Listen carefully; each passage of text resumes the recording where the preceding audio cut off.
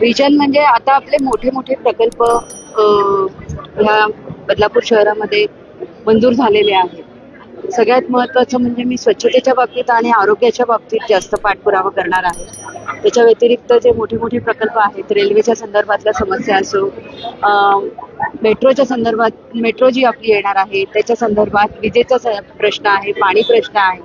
सगळे प्रश्न आपल्याला निधी मंजूर झालेले आहेत, कामं मंजूर झालेली आहेत.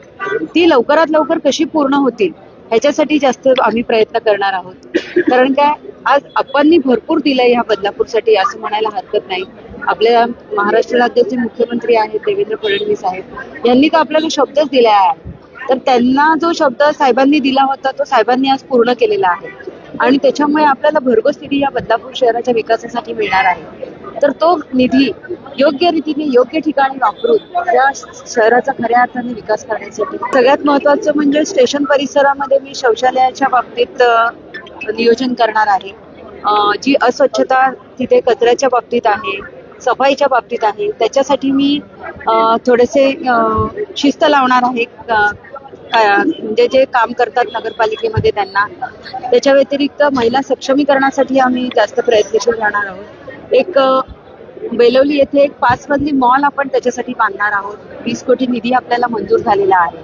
त्याच्यामुळे एक हक्काची जागा महिलांना मिळणार आहे बचत गटाच्या. कारण का बचत गटाच्या माध्यमातून जर महिला काम करत असली ना की तिला खूप सुखसुविधा मिळू शकतात आपल्या शासनाकडून. तर त्याच्यासाठी जास्त प्रयत्नशील राहणार आहोत. आरोग्याच्या बाबतीत आपल्याकडे 200 कॉटचं एक शासकीय अद्ययावत रुग्णालय मंजूर झालेलं आहे. ते पण लवकरात लवकर कसं तयार होणार याच्यासाठी, तसेच आपलं दुबई रुग्णालय आहे त्याची पण ते पण अद्ययावत करण्यासाठी आम्ही प्रयत्न करणार आहोत. ग्रामीण रुग्णालय आहे त्याच्यासाठी पण मी आमदार साहेबांशी चर्चा करून तिथेही आपल्या सुखसुविधा कशा जास्तीत जास्त लोकांपर्यंत पोहोचवता येतील ह्याच्यासाठी प्रयत्न करणार. ज्या मूलभूत गरजा आहेत या बदलापूरकरांच्या त्याच्यासाठी सगळ्यात जास्त आणि ह्या सगळ्या गोष्टींचा पाठपुरावा सतत होणार आहे की जे शब्द आम्ही ह्या निवडणुकीमध्ये लोकांना दिलेले आहेत ते जास्तीत जास्त कसे पूर्ण होतील ह्याच्यासाठी आम्ही कार्य करणार आहोत.